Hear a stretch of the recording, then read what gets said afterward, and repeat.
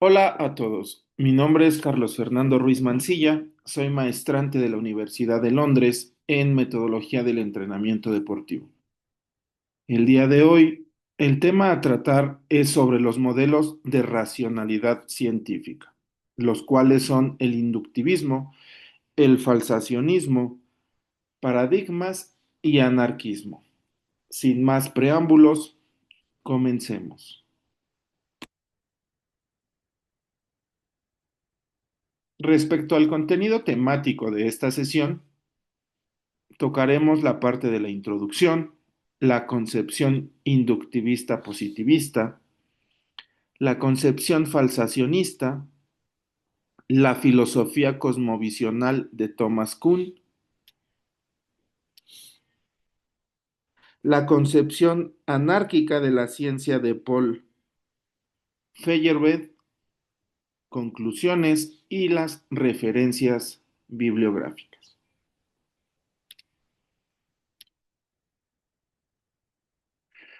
La filosofía de la ciencia se ocupa de analizar qué distingue al conocimiento científico de otros modos de saber, cómo se construye, cuáles son sus fundamentos de validez y qué criterios guían su progreso.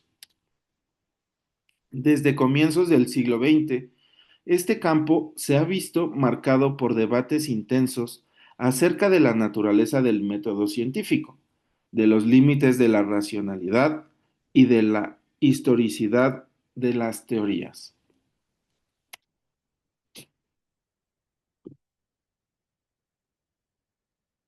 En primer lugar, la concepción inductivista positivista, asociada al Círculo de Viena, buscó establecer un método lógico y seguro para fundamentar la ciencia en la observación empírica y la verificación, con la esperanza de eliminar la metafísica y consolidar un lenguaje unificado. Sin embargo, las críticas al problema de la inducción y a la neutralidad de la observación pusieron en cuestión su programa.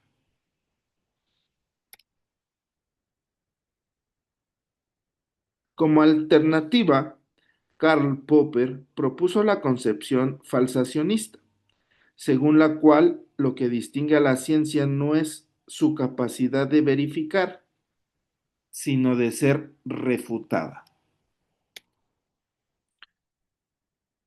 La falsabilidad se convirtió en un criterio de demarcación y en una guía normativa para el progreso.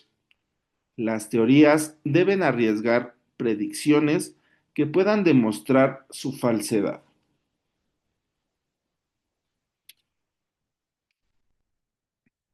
Más adelante, la obra de Thomas Kuhn cambió radicalmente la manera de entender la ciencia al introducir la noción de paradigma y al destacar la dinámica de la ciencia normal y las revoluciones científicas.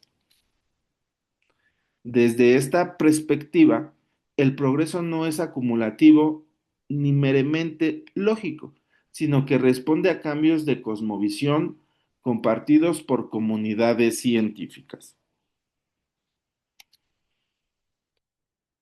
Finalmente, Paul llevó la crítica aún más lejos con su propuesta de un anarquismo metodológico, resumido en el célebre lema Anything Goes. Para él, la historia muestra que la ciencia avanza precisamente cuando rompe reglas físicas, por lo que la imposición de un método único es contraproducente.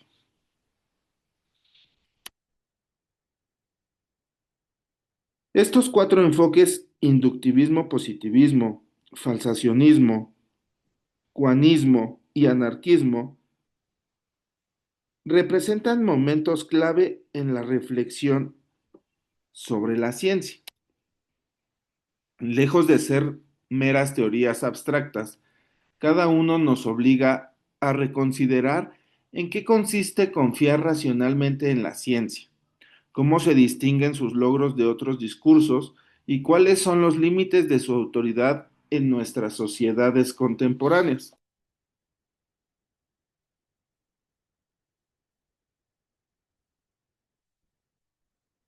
Ahora bien, la concepción inductivista positivista, ¿qué sostiene? La ciencia empieza en la observación. Acumulamos enunciados singulares, como este metal se dilata al calentarse. Y por inducción proponemos leyes generales. Todos los metales se dilatan al calentarse. Después viene el verificacionismo. Una proposición con sentido científico debe poder verificarse, al menos en un principio. Por experiencia, la metafísica queda fuera. Y por último, una unidad de ciencia, ideal de un lenguaje lógico común y, si se puede, reducciones entre ciencias, química, física, biología, química, etcétera.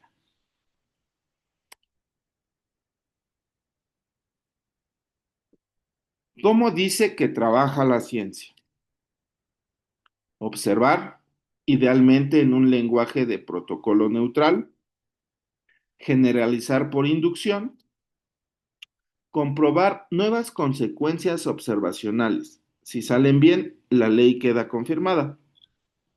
Cada éxito suma probabilidad. Y un ejemplo ilustrativo vendría siendo las leyes de los gases. Muchas medidas de precisión, volumen en condiciones controladas, van a dar regularidades repetidas. La ley de la presión por el volumen da una constante. El positivista ve aquí inducción exitosa desde observacionales a ley. Los problemas clave de esta ciencia es que el problema de la inducción no hay justificación lógica para pasar de muchos casos observados a un enunciado universal. Asimismo, la carga teórica de la observación no miramos a ojo pelado. Lo que vemos depende de los instrumentos, conceptos y teorías previas. Hay una verificación de universales. Por lógica, un universal no se verifica definitivamente, pero sí puede ser refutado por un contraejemplo. Y hay una demarcación rígida. El verificacionismo fuerte expulsa hipótesis científicas tempranas, estas que aún no son verificables, y partes útiles de la teorización. ¿Qué se conserva hoy en día de esta teoría o de esta ciencia? El ideal de la claridad lógica y operacionalismo de conceptos, la disciplina de enlazar teorías con mediciones y aceptar que no hay inducción pura ni observación totalmente neutral. La práctica real es más teoría cargada y holística. Pasemos a la concepción falsacionista de Popper, conjeturas y refutaciones. Esta ley que sostiene la marca de la ciencia no es verificarse, sino poder refutarse. Falsabilidad como criterio de demarcación. Avanzamos proponiendo conjeturas audaces y sometiéndolas a pruebas severas. Lo que sobrevive queda corroborado, nunca verificado. Como dice que trabaja esta ciencia, va a formular hipótesis riesgosas que prohíben mucho, cuando más prohíben, más testables. Deducir predicciones y compararlas con las experiencias. Si fallan, rechazar o mejorar la hipótesis. Si superan pruebas duras, preferirla provisionalmente sobre rivales. y evitar parches ad hoc que salven la teoría sin aumentar su contenido empírico. Ahora, un ejemplo ilustrativo vendría siendo la relatividad de Einstein, predicción de reflexión de la luz por gravedad. Esta fue medida en 1919 y del corrimiento al rojo gravitacional. Popper la pone como modelo, arriesga predicciones precisas y refutables que podrían haber caído con observaciones contrarias. Los problemas clave que presenta es el holismo empírico. Las pruebas involucradas, hipótesis auxiliares, como la calibración, condiciones cétides, dan un fallo, derriba la teoría central o un auxiliar. El falsacionismo sofisticado se pide que la teoría nueva explique el éxito parcial de la vieja y tenga mayor contenido empírico. La historia lenta. Las comunidades rara vez abandonan teorías por un solo experimento, gestionan anomalías por años. Aquí es donde se conecta con Kuhn. El criterio de demarcación incompleto, hay campos útiles poco falsables en el corto plazo. Por ejemplo, las partes de la biología evolutiva en la historia. Ahora bien, ¿qué conserva hoy esta concepción falsacionista?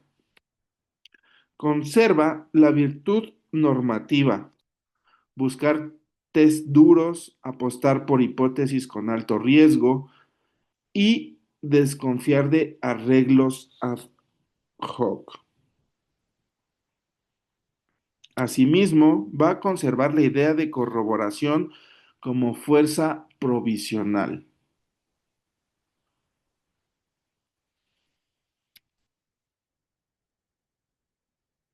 Ahora bien, hablaremos sobre Thomas Kuhn y el paradigma la ciencia normal y revoluciones. Esta ley va a sostener que la ciencia opera de la mayor parte del tiempo bajo paradigmas, marcos compartidos, teorías maestras, problemas ejemplares, estándares, instrumentos. Hay ciencia normal, la cual resuelve rompecabezas dentro del paradigma, anomalías que se acumulan, crisis y revoluciones en que un paradigma es sustituido por otro.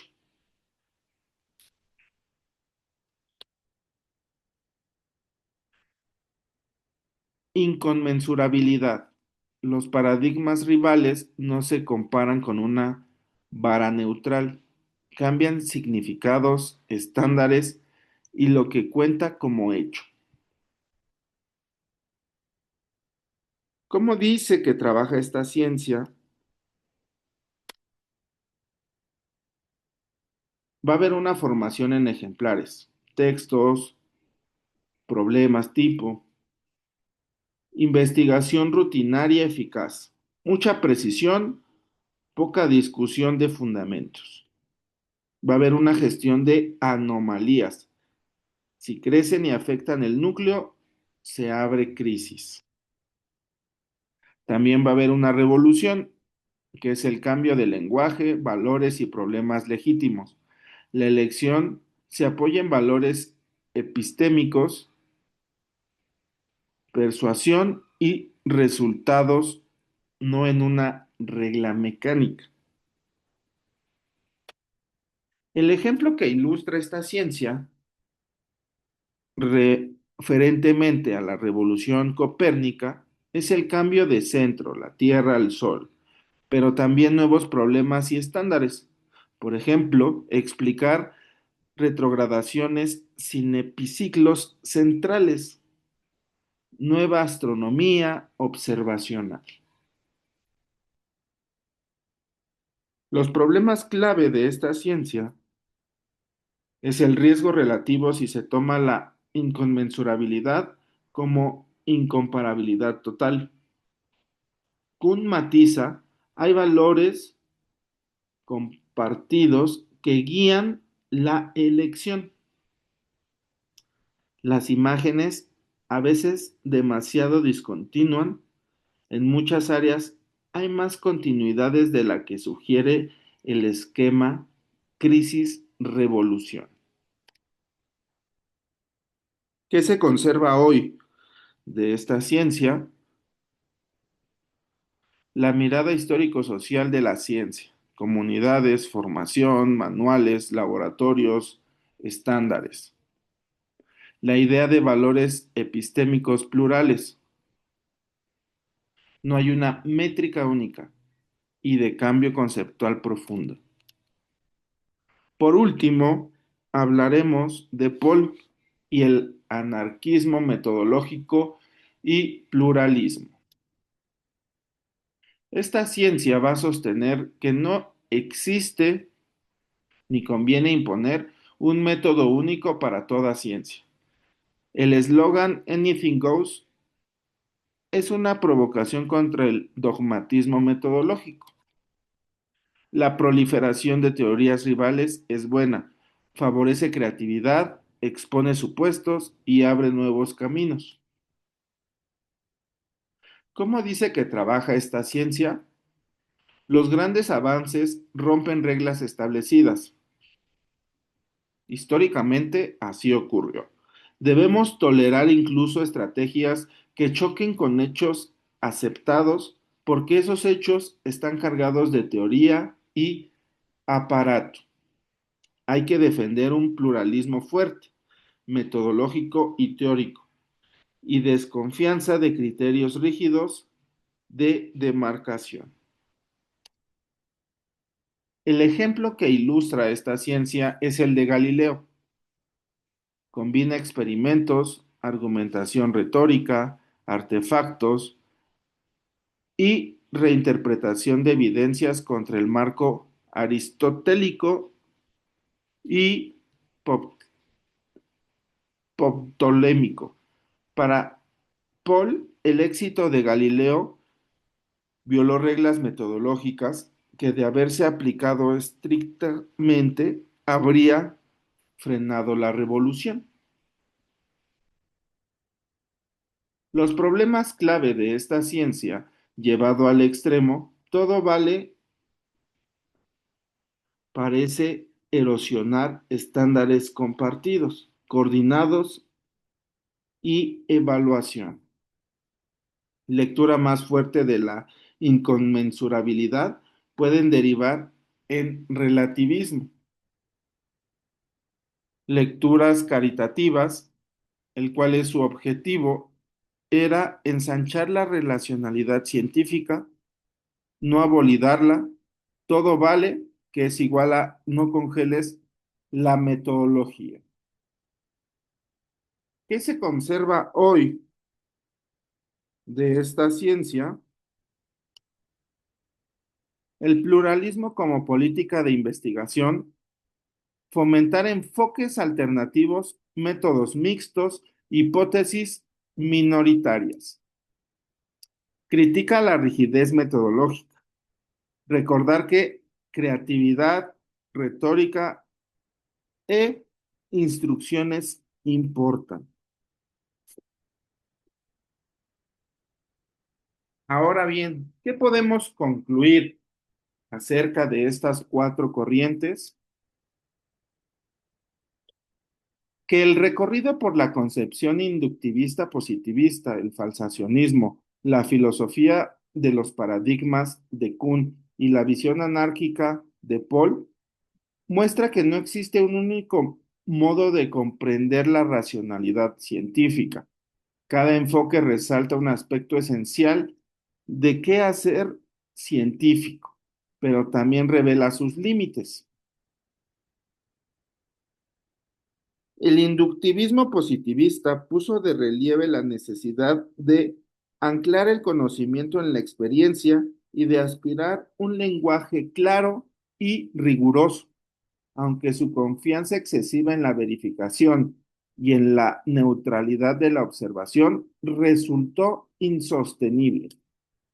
El falsacionismo de Popper corrigió este sesgo, proponiendo que la grandeza de la ciencia radica en su disposición a arriesgarse a la refutación, aunque la práctica de la historia de la ciencia muestra que las teorías no caen de inmediato frente a una anomalía. Por su parte, la filosofía de Kuhn nos recuerda que la ciencia es también una actividad histórica y social que se desarrolla en comunidades bajo paradigmas que configuran lo que se entiende por problema, método y evidencia. Esta mirada, aunque enriquece, abre la puerta a preocupaciones sobre el relativismo. Paul, con su anarquismo metodológico, llevó el pluralismo a un extremo provocador. El progreso requiere violar reglas y aceptar la diversidad de métodos. Su aporte no es tanto una guía práctica como una advertencia contra la rigidez y el dogmatismo. En conjunto, estos enfoques nos enseñan que la ciencia no puede reducirse ni a un algoritmo lógico ni a un simple consejo social. Se trata de una práctica compleja en la que confluyen pruebas empíricas rigurosas, creatividad teórica, valores comparativos y debates históricos. Aquí cobra sentido la propuesta de León Olive. Necesitamos una confianza crítica en la ciencia. Esto significa reconocer su poder explicativo y transformador, sin convertirla en objeto de fe ciega ni reducirla a un discurso entre muchos. La confianza crítica implica aceptar que la ciencia es falible, que se contribuye en tradiciones y que progresa justamente gracias a su capacidad de cuestionarse a sí misma. Así, el verdadero valor de estos debates no reside en declarar un vencedor entre las distintas concepciones, sino en comprender que la ciencia es plural, histórica y dinámica, y que su autoridad se fundamenta en la conjunción de rigor, apertura crítica y compromiso con la búsqueda de la verdad. Sin más por el momento, agradezco que hayan prestado atención a esta sesión y no me queda más que agradecerles por su asistencia. Sin más por el momento, me despido.